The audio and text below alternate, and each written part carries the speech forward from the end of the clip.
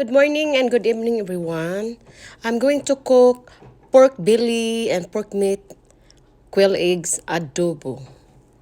It's very delicious and requested by my youngest daughter. As you can see, guys, you have to try it because so far you yummy and we eat this with rice.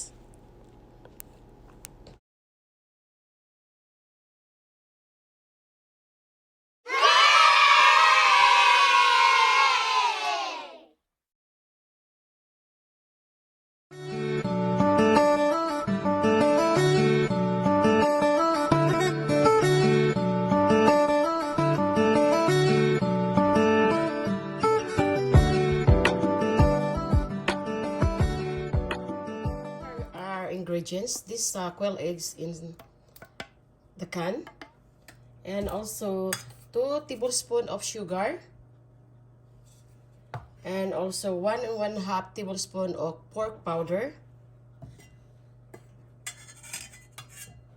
and 1/4 cup of vinegar, 3 tablespoons of dark soy sauce or oyster sauce, and also black pepper, 1 tablespoon of black pepper, and also our pork belly and meat,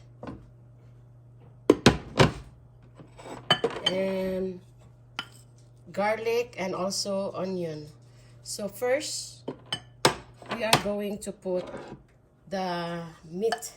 Stir fry the meat until the blood is done, and put a little bit water until we get the oil is out.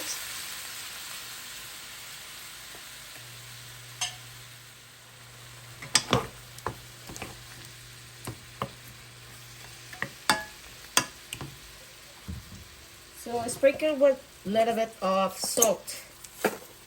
Little bit of salt, not too much.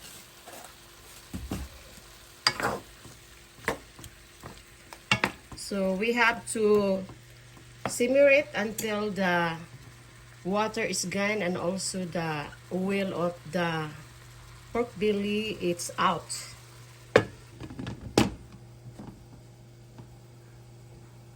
We'll come back later. Back everyone, and then we have to add water. So let them simmer. It gets soft and coming out the oil. So we come back later, and we try to put a high the temperature of the oven. Hello guys, we come back. We're gonna check our meat. So as you can see, look at this. So let them the water is get dry, you know. So and the meat gets soft. And then we have simmer more. We'll come back later. We'll come back. We're going to check our meat. As you can see, the water is gone and the oil is coming out. So let this to come out the oil and turn brown. And we have to cover it again and simmer again until the meat is turned brown and oil coming out. So we use this oil. Use oil to stir fry the ingredients. One of favorite of my youngest daughter, she requested it, so I will cook with the pork adobo, meat with belly, and also quail egg. Hello guys, we come back to our food. So as you can see, it looks like turned brown now.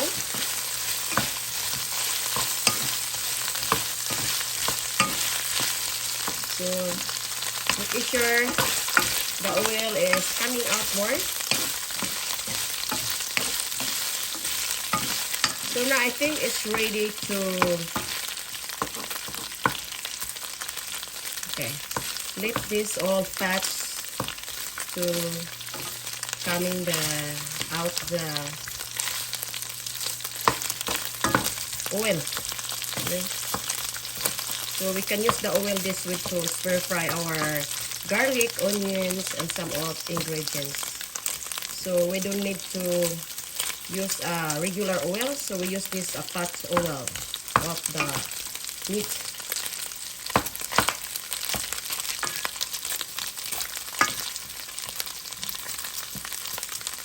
Okay, as you can see, it's turned brown. So we need to use it. So now we are going to put the onions. The onion is like one whole onions, medium size. So we have to put a lot of onions.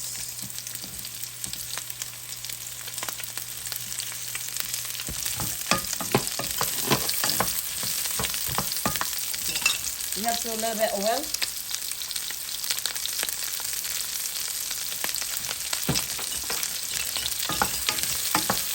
So make sure stir it, the onions, and turn.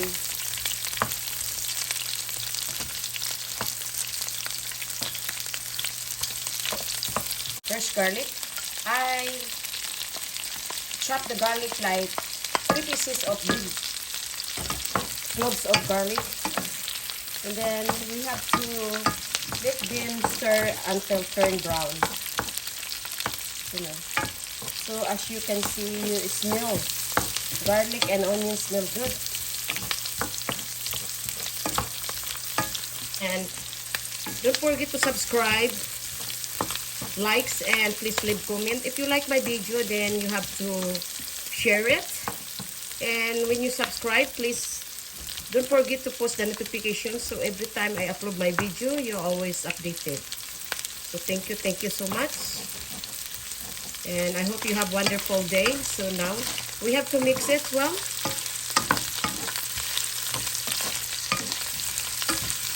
So we have to, first we have to add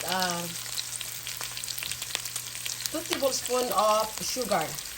White sugar. If you have brown sugar, you can put brown sugar. And also pork powder, 2 tablespoons of pork powder. And black pepper.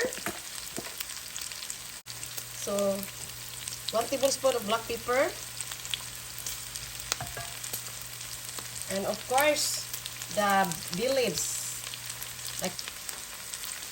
And then you have to simmer it. So as you can see, it smells good. And when I even finish it, it smells like. I put the sugar first, so it's gonna caramelize the pork adobo. So every person the recipe is different. This mine is different. So whatever I did, you can use the beef or chicken. So now we have to put like 3 tablespoons of soy sauce, dark soy sauce. If you have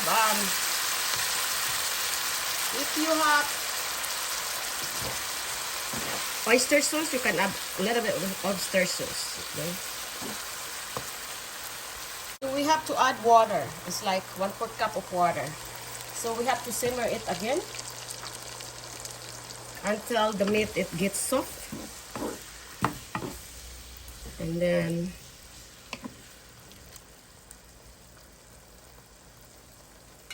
of course the 1/4 cup of vinegar.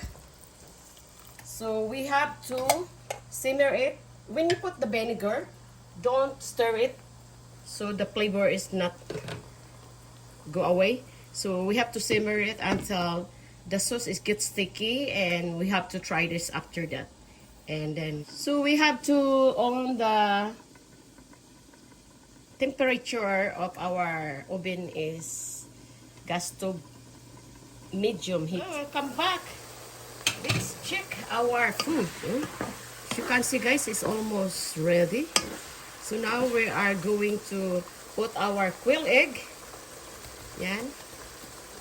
This is really good and favorite of my daughter. And we have to try the meat. Making sure the meat is soft. So it's almost. So subscribe, guys. As you can see, meat needs to simmer more. I want a little bit get the meat is soft and very tender. So now we have to taste. Delicious, guys. So we have to add more, a little bit of sugar, because right now it's okay. Sugar and a little bit of soy sauce. Welcome back our food. Look, we add black pepper, a little bit, and of course a little bit of sugar. I want my adobo like a little bit sweet and sour. And a little bit of caramelized, and also soy sauce, so it's not look peel. Now we have to mix it. Smell good. Look at, guys, very smell good. So now, as you can see, it's more almost ready, but we have to simmer it. I want this my adobo like making sure the meat is it's soft now, but I want more like super. So now we have to try it. Perfect. Sarap.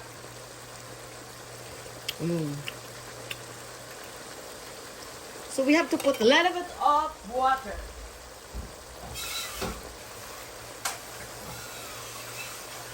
I have to add a little bit of water. So I want my meat to get really soft. So now we have to simmer it until the taste is good now. Instead I put salt, I add soy sauce. So thank you so much, and we'll see. We have to simmer more, at least like 6 minutes, 6 to 7 minutes. It's really good. So the adobo, it's ready,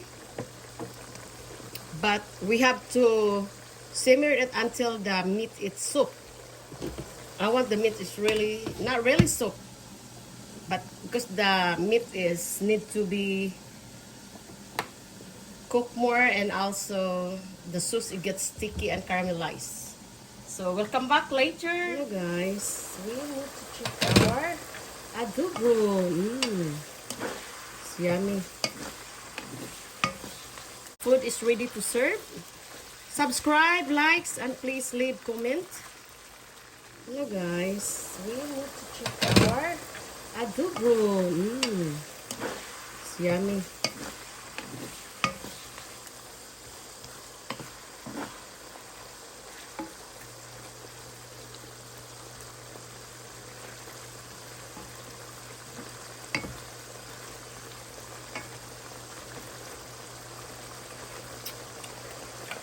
Delicious.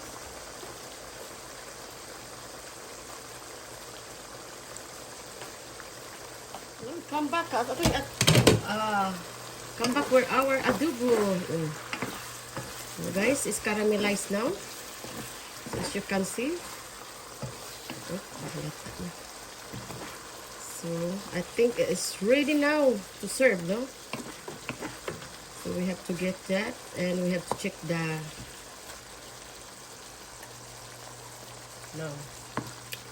meat is soft. It's really good.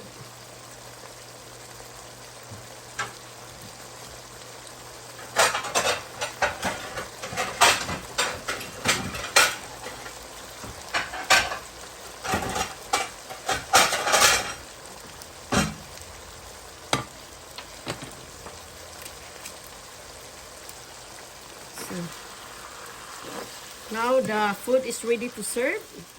Subscribe, likes, and please leave comment. So we have to serve it now. Transfer to our plain plate.